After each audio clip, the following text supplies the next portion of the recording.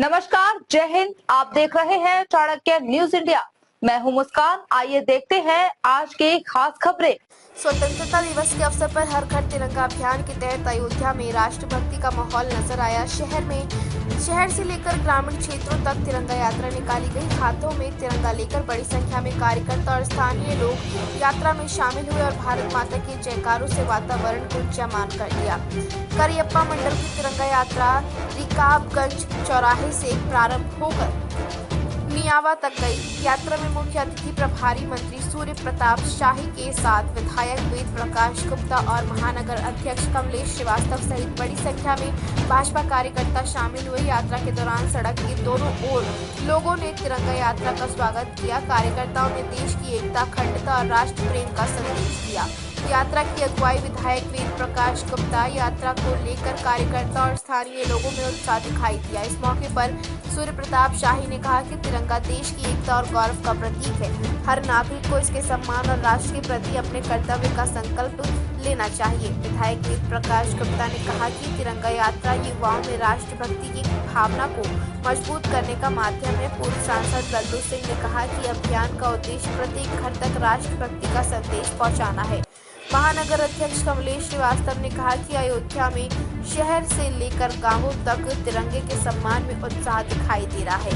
रिकाबगंज से निकली यात्रा का संयोजन करियप्पा मंडल अध्यक्ष रवि सोनकर ने किया। यात्रा में जिला पंचायत प्रशासक प्रतिनिधि आलोक सिंह, रोहित शक्ति सिंह, युवा मोर्चा के प्रदेश महामंत्री हर्षवर्धन सिंह, चंद्र प्रकाश गुप्ता, अमल गुप्ता, मनोज जायसवाल, शैलेंद्र कोरी, परमानंद मिश्र, तिलक राम मौर्य, बालकृष्ण वैष्णव, शशि प्रताप सिंह, हरभजन गौड़, रीना त्रिवेदी, गरिमा मौर्य, शिवम शुक्ला, विकास सिंह, स्मिता तिवारी सहित बड़ी संख्या में कार्यकर्ता व पदाधिकारी मौजूद थे।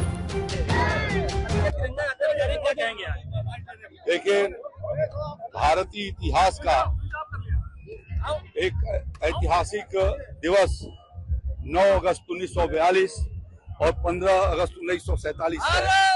9 अगस्त 1942 को भारत छोड़ो आंदोलन, क्विट इंडिया, अंग्रेजों भारत छोड़ो, जन जन में वो आह्वान पर चला गया था और लोगों ने उसके लिए बहुत कुर्बानियां की। जनता सड़कों पर उतरी, जेलों में गई, बहुत सारे लोगों को आजीवन कारावास मिला। कुछ को जो है वो फांसी की सजा सुनाई, कुछ को गोलियां मारी, कुछ को लाठीचार्ज में घायल किया। उसके पश्चात 5 वर्षों के निरंतर संघर्ष से 15 अगस्त 1942 को देश की आजादी मिली और इसलिए उस आजादी की स्मृति में आज की युवा पीढ़ी अपने उस पूर्व के पुरखों के बलिदान को समझे। ये आजादी बहुत संघर्षों के बाद और लड़ाइयों के बाद प्राप्त हुई है और इसको अक्षुण्ण रखा जाना ये हम सबका कर्तव्य है। और इसलिए आदरणीय प्रधानमंत्री जी ने घर घर तिरंगा अभियान का पिछले कई वर्षों से, क्योंकि ये तिरंगा भारत के स्वाभिमान का, भारत के मान का, भारत के सम्मान का वह एक प्रतीक है। तो इस आजादी के अवसर पर घर घर वो तिरंगा पहुंचे, इसके लिए यह तिरंगा अभियान चलाया जा रहा है। आज अयोध्या के इस वार्ड के भीतर यह कार्यक्रम संपन्न हुआ। हजारों की संख्या में हमारे नौजवान, माताएं, बहनें और अयोध्यावासी इसके भीतर शामिल हुए।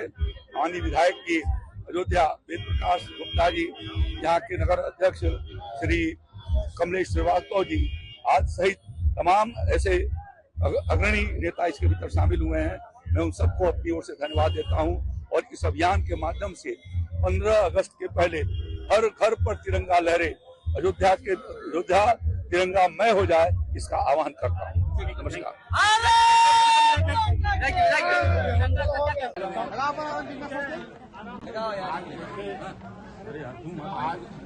आज ये वीरांगना जो हमारी एक जमुना नदी गांव से जंगल से सदन, उन्हें जंगल उठा वो डाकू बनी नहीं थी, बनाया गया था। और आज के दिन में वो हमारी आइकान है, उनके हत्यारों के खिलाफ खड़ा हो। वो आज के दिन में उनकी जमीन जायदाद उनके माँ के नाम मिली और उनकी जो प्रॉपर्टी उनको मुक्त कराया जाए। विपक्षी तमाम नेताओं के कब्जे में है। आज के दिन में सांसद रहे हैं, सांसद के समय हत्या हुई, उस पर सीबीआई जांच हो, किसी दोषी को किसी के कह देने से कि मैं दोषी हूँ, ये हमारे संविधान में नहीं लिखा है। ट्रायल होना चाहिए, जांच होना चाहिए कि वो किसके लिए, किसके कहने पर वो कह रहा हम दोषी आज के दिन में।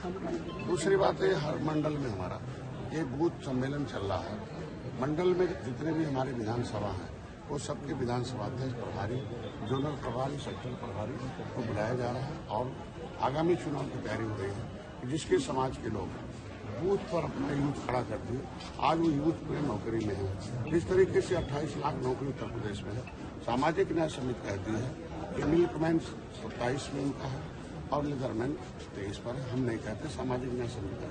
14 लाख नौकरी में 7,500 परिवारों में 7.5 लाख नौकरी, 6,500 परिवारों में लेदरमैन में 6.5 लाख।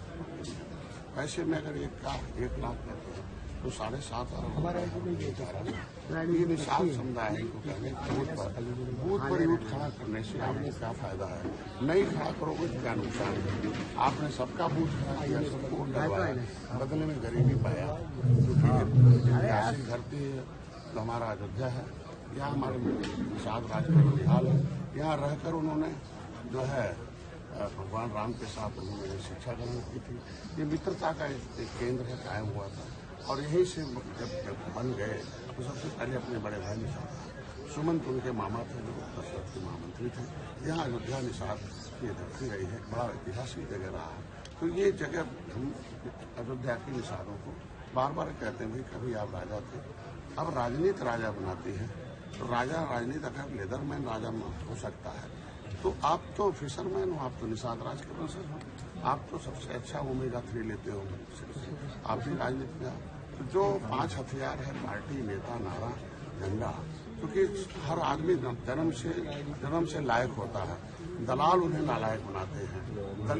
दलित भी जब तक दलदल में थे, कांग्रेस में जब उनके तमाम नेता थे तब वो दलदल में थे, जब उन्होंने दल बना लिया उनकी समस्या का हल हो गया। तो मेरे समाज में भी बहुत नेता दूसरे समाज में दूसरी पार्टियों में जाकर घूम रहे हैं और उनको हमारे समाज के लोग कहते हैं दलाल हैं, या दूसरे लोग भी कहते हैं दलाल हैं। तो हम कह रहे हैं कि दल में आए, हम उनकी समस्या का हल करते हैं। वो दल में आए, उनको हम विधानसभा पहुंचाते हैं, दल में आए हम उनको प्रमुख बनवाते हैं, दल में आए जिला पंचायत बनवाते हैं, प्रधान बनवाते हैं। पहली बार है, दर्जनों जिला पंचायत सदस्य, हजारों प्रधान बने थे। और आज के दिन में निषाद पार्टी के 3 विधायक हैं भाई, पीयूष रंजन निषाद हैं, आज के दिन में विनोद बिंद सांसद भी हैं।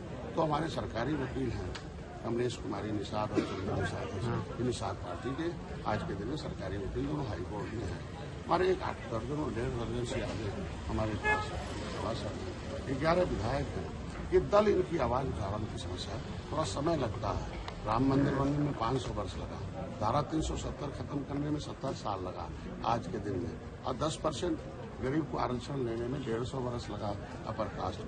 तो हमारा लिखा हुआ, हम चाहते हैं जिस रास्ते पर, ये टोपी झंडा नारा नहीं है, हथियार है, इसको अपना वोट इकट्ठा करें, क्योंकि वोट में ही ताकत है। नेता केवल रास्ता बताता, हम मार्गदर्शक हैं। कांशीराम मार्गदर्शक थे, उनके रास्ते पर दलित चले, आज उनकी समस्या का हल। 27 की मुलायम सिंह मार्गदर्शक थे, तो एक मार्गदर्शक के रूप में मैं हूँ, हमारे बताए हुए रास्ते पर चले, और चलने से अब तक फायदा है। दलालों के कहने पर चलने पर क्या नुकसान है ये जान रहा हूँ, और दल के कहने पर चलने पर क्या नुकसान है। दल की आवाज है।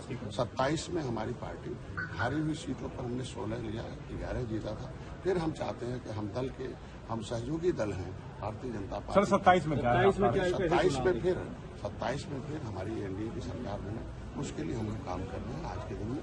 लेकिन हम ये चाहते हैं कि निषाद का जो गांव है वहाँ निषाद पार्टी का टोपी झंडा नारा हो, निषाद पार्टी के गांव में घर घर निषाद राज का झंडा हो, निषाद पार्टी के गांव में जो बूथ हो निषाद पार्टी का हो, भले किसी पार्टी का हमारे सहयोगी दल का कैंडिडेट हो, लेकिन हमारे गांव में पार्टी का झंडा नारा हो, मेरे पार्टी मेरा कार्यकर्ता हो, मैं वोट लेन देन करूँ, लोग वो हमें कहीं देंगे, हम उनको देंगे, हमारी सीट जहाँ होगी भारतीय जनता पार्टी का।